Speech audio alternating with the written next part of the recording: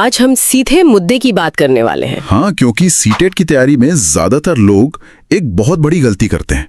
वो पूरा सिलेबस खत्म करने की कोशिश में लग जाते हैं। बिल्कुल, वो एक सिलेबस का पहाड़ चढ़ने लगते हैं। हर किताब, हर चैप्टर, सब खत्म करना है। और यही सबसे बड़ा ट्रैप है। तो आज हम ये साफ साफ बताने वाले हैं कि सीटेट हार्ड वर्क का नहीं बल्कि स्मार्ट वर्क का एग्जाम है। सही बात है। 150 में से 90 नंबर पता है कहां से आते हैं? कहां से? सिर्फ 10 गोल्डन टॉपिक्स से। ये वो टॉपिक्स हैं जिन्हें एग्जामिनर हर साल बस कॉपी पेस्ट करता है। अरे हाँ, बस थोड़ा सा रूप बदल देते हैं सवालों का। और इन्हीं टॉपिक्स में एक हिडन जोकर टॉपिक भी है। अच्छा, ये क्या है? ये एक ऐसा रहस्य है, एक ऐसा टॉपिक जो CDP, Hindi, English, maths, EVS सब में? हाँ, सब में। और अकेले ये टॉपिक आपको 10 से 12 नंबर दिला सकता है। बाप रे, 10 से 12 नंबर सिर्फ एक टॉपिक से? एग्जैक्टली। और अगर ये टॉपिक छूट गया तो समझ लो अपने पैर पर कुल्हाड़ी मार ली। तो फिर ये जोकर टॉपिक है क्या? वो तो हम बताएंगे, लेकिन चर्चा के बीच में थोड़ा इंतजार तो करना पड़ेगा। ठीक है, तो चलिए शुरू करते हैं सीटीईटी की आत्मा से, यानी child development and pedagogy, CDP. हाँ, यहाँ पर लोग पूरी साइकोलॉजी की मोटी मोटी किताबें पढ़ने लगते हैं, जबकि जरूरत नहीं है। आपको सिर्फ 3 लोगों की त्रिमूर्ति पर फोकस करना है, पियाजे, वाइगोत्स्की और कोहलबर्ग। इनके बिना तो पेपर छपता ही नहीं है। सही कहा। सिर्फ इन तीनों से 5 से 6 सवाल तो पक्के हैं। तो सबसे पहले बात करते हैं पियाजे यानी जॉन पियाजे की। उनका सीधा सा कॉन्सेप्ट था क्या? कि बच्चा एक नन्हा वैज्ञानिक है, वो अपनी समझ खुद बनाता है। उनकी 4 स्टेजेस बहुत जरूरी हैं और उनका मूल मंत्र था विचार पहले, भाषा बाद में। बिल्कुल।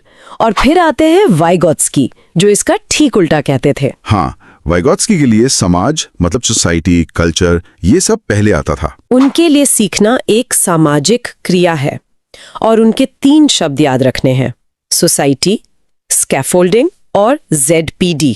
स्कैफोल्डिंग यानी पाड़ या वो मदद जो बच्चे को दी जाती है। एकदम सही।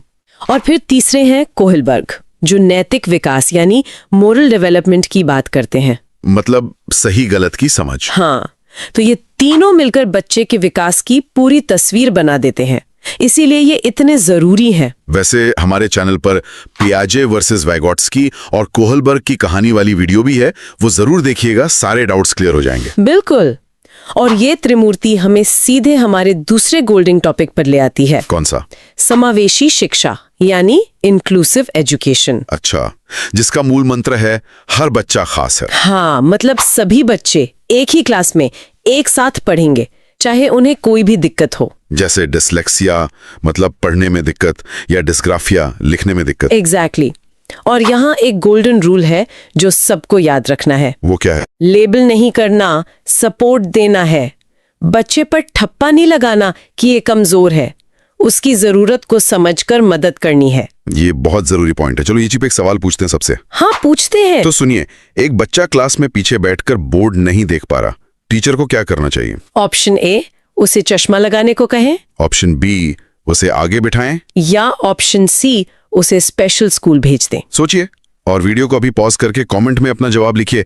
ऑप्शन ए, बी या सी? लिखो अभी, देखते हैं कितनों को समावेशी शिक्षा का मतलब समझ आया है। चलिए अब आगे बढ़ते हैं ईवीएस यानी पर्यावरण पर। यहाँ भी लोग गलती करते हैं, पूरे भूगोल पढ़ने लगते हैं। जबकि टॉपिक नंबर 3 बहुत सिंपल है, नक्शा और दिशा, मैप एंड डायरेक्शन। अरे हाँ, वो वाले सवाल, ट्रेन गोवा से केरल जा रही है या दिल्ली के मुकाबले बिहार किस दिशा में है? बिल्कुल, इसके लिए बस एक काम करना है। क्या? अपने कमरे में भारत का एक नक्शा चिपका लो, बस राज्यों की लोकेशन देख लो, 2 नंबर पक्के हैं। ये तो बहुत बढ़िया टिप है। और चौथा टॉपिक? पक्षी और जानवर, बर्ड्स एंड एनिमल्स। लेकिन इसमें भी पूरी एनिमल किंगडम नहीं पढ़नी है। नहीं, बिल्कुल नहीं, सिर्फ वो जानवर जो NCERT क्लास 3, 4, 5 में है। जैसे स्लॉथ, बाघ, उल्लू और हाथी। और वो स्लॉथ वाला सवाल तो एग्जामिनर का फेवरेट है। हाँ, कि वो 17 घंटे सोता है पेड़ से उल्टा लटक कर। इससे बाहर कुछ नहीं आता। और ईवीएस का 5वां टॉपिक? वो है EVS की 6 थीम्स। अच्छा, परिवार, भोजन, पानी, आश्रय, यात्रा और हम जो चीजें करते हैं। हाँ, बस इनके नाम याद कर लो।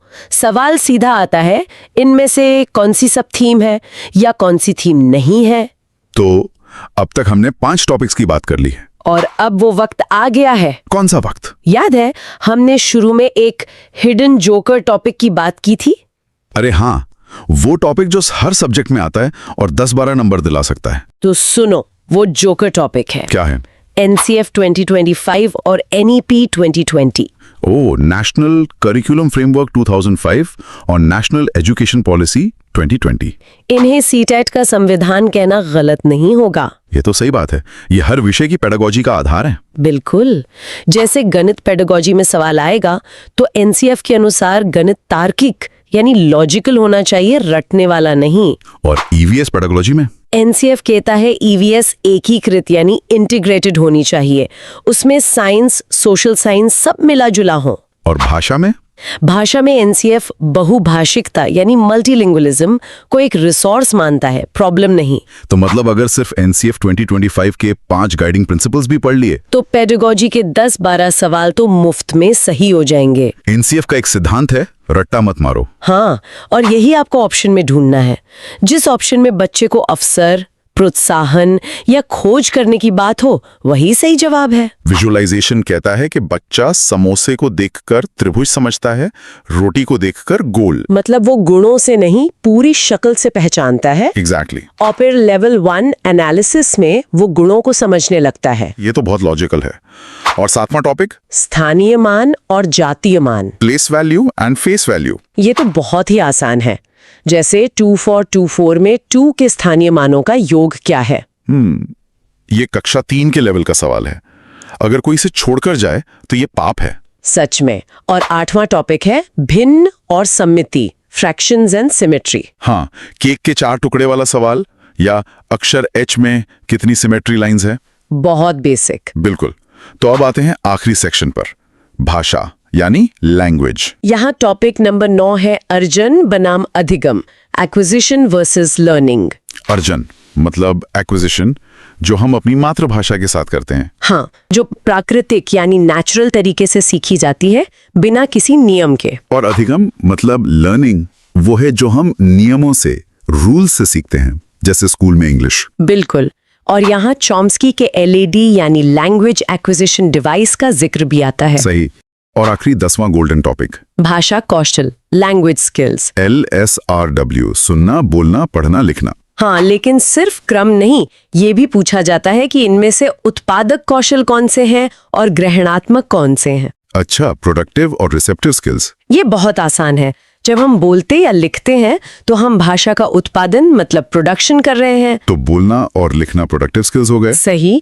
और जब हम सुनते या पढ़ते हैं तो हम भाषा को ग्रहण कर रहे हैं, मतलब रिसीव कर रहे हैं। तो सुनना और पढ़ना रिसेप्टिव स्किल्स हो गए। और इस एक छोटे से लॉजिक पे 22 सवाल फिक्स हैं। तो ये हैं वो 10 टॉपिक्स। अब सब लोग दिल पर हाथ रखकर बोलो, क्या ये 10 टॉपिक्स बहुत मुश्किल हैं? बिल्कुल नहीं। 90 नंबर लाना अब आसान लग रहा है या नहीं? लगना ही चाहिए। तो अगर लग रहा है तो कमेंट में जाकर अभी लिखो, मिशन 90+ एक्टिवेटेड। ये हुई ना बात।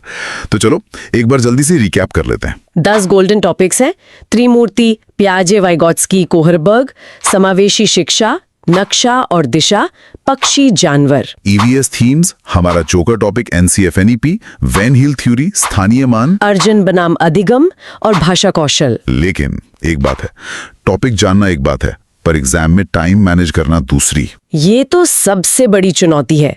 सब कुछ आते हुए भी बच्चे फेल हो जाते हैं क्योंकि टाइम ही ना बचता। एग्जैक्टली। और इसीलिए हमारी अगली चर्चा का टॉपिक यही होगा। क्या?